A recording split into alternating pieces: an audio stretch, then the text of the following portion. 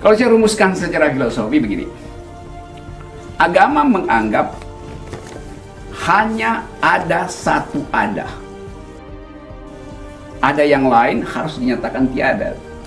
Jadi monoteisme bilang begitu, hanya ada satu ada. Oke, nggak apa-apa, nggak ada soal itu. Tapi bayangin kalau kalimatnya bunyinya begini, hanya boleh ada satu ada, maka ada yang lain harus dilarang ada. Itu menimbulkan problem politik. Kalau kita bisa hanya ada satu ada, oke. Ketauhidan itu muncul dari prinsip itu. Tapi begitu bilang hanya boleh ada satu ada, itu masuk di dalam problem politik. Kenapa yang ada yang lain nggak boleh? Kalau orang ateis, dia bahkan, jadi kalau dibilang begini, orang ateis musuhi Tuhan itu. Ya bagaimana mungkin orang yang nggak punya konsep tentang Tuhan musuhi Tuhan? Kan ngaco kan? Jadi ateis itu dia nggak punya konsep tentang Tuhan. Dia nggak bilang jelek, dia nggak bilang buruk tuh. Ya dia bilang tidak ada itu. Tapi kalau disebut tidak ada, bukan dia gini. Kalau dia tidak ada, itu bisa jatuh pada yang disebut nihilisme. Jadi dia menganggap di dalam ketiadaan itu membuat semua orang merasa nggak perlu bertengkar tuh. Itu ateisme yang nihilistik itu. Tapi di Indonesia terutama, ateis itu dianggap memusuhi Tuhan. Di situ salahnya tuh. Apalagi anti Tuhan. Anti Tuhan artinya dia tahu ada Tuhan kan. Tapi dia anti tuh. Tapi orang ateis nggak menganggap Tuhan itu ada. Jadi ngapain dia musuhin Tuhan? Dia nggak mungkin dia musuhin sesuatu yang dia anggap nggak ada. Itu. Lain dengan antiteis. Antiteis itu memusuhi. Kalau ateis bukan memusuhi. Bedanya itu. Antiteis ya satu politik untuk memusuhi Tuhan.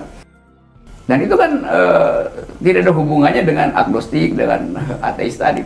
Agnostik, saya nggak tahu saya berbuat baik masuk surga apa nggak, saya nggak tahu tuh.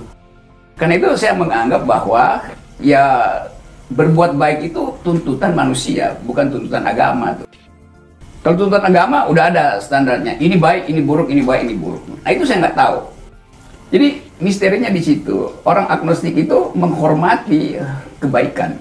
Bahkan berbuat baik sebanyak mungkin justru karena dia nggak tahu surga ada apa enggak. Tapi atas dasar etika humanisme, maka dia berbuat baik aja. Karena dia mesti anggap bahwa saya belum tahu. Kalau dia bilang dia udah tahu, ya dia ya udah jadi orang percaya Tuhan aja kan, nggak ada problem lagi. Tapi semua orang yang agnostik selalu berupaya untuk mengerti mengapa yang belum ada itu dikejar orang tuh. Jadi dia selalu ada dalam kondisi bertanya.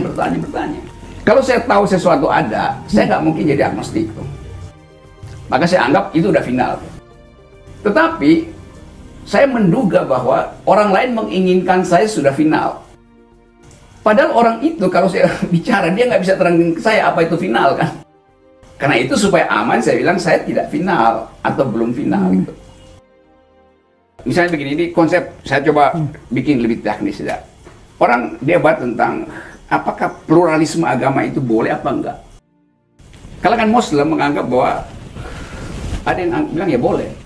Karena apa? Karena itu kehidupan bermasyarakat, pluralisme itu. Tidak ada yang final itu. Semua Tuhan benar gitu. Itu kan pandangan pluralisme.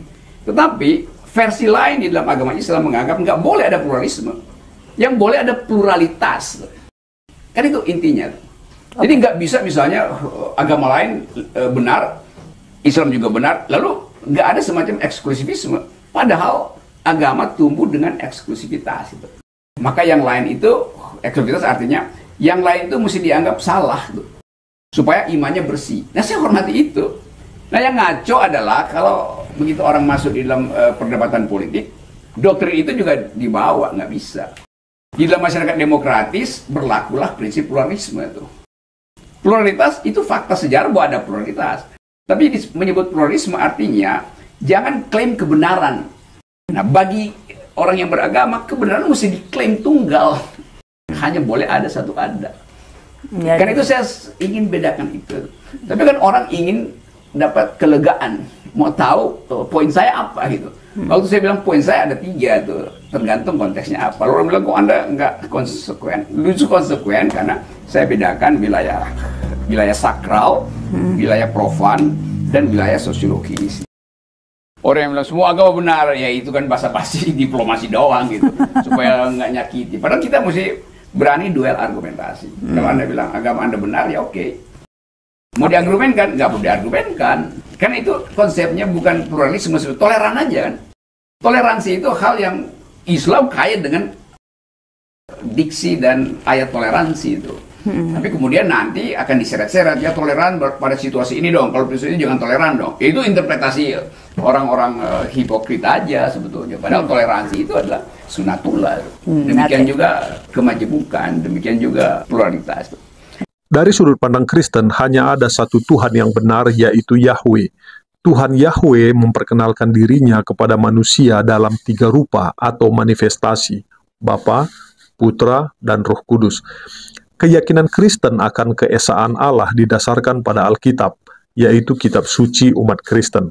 Dalam Alkitab, Allah sering disebut sebagai Tuhan atau Elohim. Kata-kata ini menunjukkan bahwa Allah itu satu-satunya Tuhan yang benar. Misalnya, dalam kitab Ulangan 6 ayat 4 ditulis, "Dengarlah hai orang Israel, Tuhan itu Allah kita, Tuhan itu Esa." Ayat ini dengan jelas menyatakan bahwa Allah itu satu-satunya Tuhan. Keyakinan Kristen akan keesaan Tuhan juga didasarkan pada ajaran Yesus Kristus. Yesus sendiri mengatakan bahwa hanya ada satu Tuhan dalam kitab Matius 23 ayat 9. Yesus berkata, "Janganlah kamu menyebut siapapun bapamu di dunia ini, karena hanya bapamu yang ada di surga yang berhak disebut bapamu." Ayat ini menunjukkan bahwa Yesus mengakui hanya ada satu Bapa, yaitu Allah, Yahweh, yaitu roh keilahian Yesus Kristus. Jadi dari sudut pandang Kristen hanya ada satu Tuhan yang benar, yaitu Allah Yahweh dalam Yesus Kristus. Tuhan kepercayaan yang lain dianggap tidak ada karena tidak sesuai dengan ajaran Alkitab dan ajaran Yesus Kristus. Namun, perlu diingat bahwa setiap orang memiliki kebebasan untuk meyakini apa yang mereka inginkan. Orang Kristen tidak memaksakan keyakinan mereka kepada orang lain. Nah, menghormati keyakinan orang lain, ya. Nah, meskipun orang Kristen percaya bahwa hanya ada satu Tuhan yang benar, mereka tidak memaksakan keyakinan mereka kepada orang lain. Mereka percaya bahwa setiap orang memiliki kebebasan untuk meyakini apa yang mereka inginkan. Nah, kebebasan beragama adalah hak asasi manusia yang harus dihormati oleh semua orang.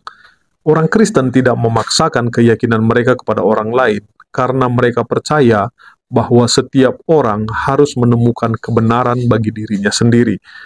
Mereka percaya bahwa Allah akan berbicara kepada setiap orang melalui Roh Kudus dan menunjukkan kepada mereka kebenaran.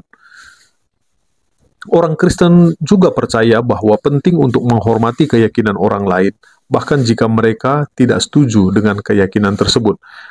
Mereka percaya bahwa setiap orang harus diperlakukan dengan hormat, terlepas dari agamanya. Berikut adalah beberapa contoh bagaimana orang Kristen menunjukkan rasa hormat terhadap keyakinan orang lain. Mereka tidak memaksakan keyakinan mereka kepada orang lain. Orang Kristen percaya bahwa setiap orang harus menemukan kebenaran bagi dirinya sendiri. Mereka tidak akan mencoba memaksakan keyakinan mereka kepada orang lain, bahkan jika mereka yakin bahwa keyakinan mereka adalah yang benar. Mereka menghormati hak orang lain untuk beribadah sesuai dengan keyakinan mereka. Orang Kristen percaya bahwa setiap orang memiliki hak untuk beribadah sesuai dengan keyakinan mereka. Mereka akan menghormati hak orang lain untuk beribadah di tempat ibadah mereka sendiri, bahkan jika mereka setuju dengan keyakinan agama orang tersebut. Mereka tidak menghina atau melecehkan keyakinan orang lain.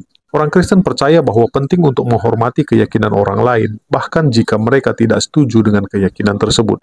Mereka tidak akan menghina atau melecehkan keyakinan agama orang lain, bahkan jika mereka merasa bahwa keyakinan tersebut salah. Mereka terlibat dalam dialog dan percakapan dengan orang-orang dari agama lain untuk belajar lebih banyak tentang keyakinan mereka.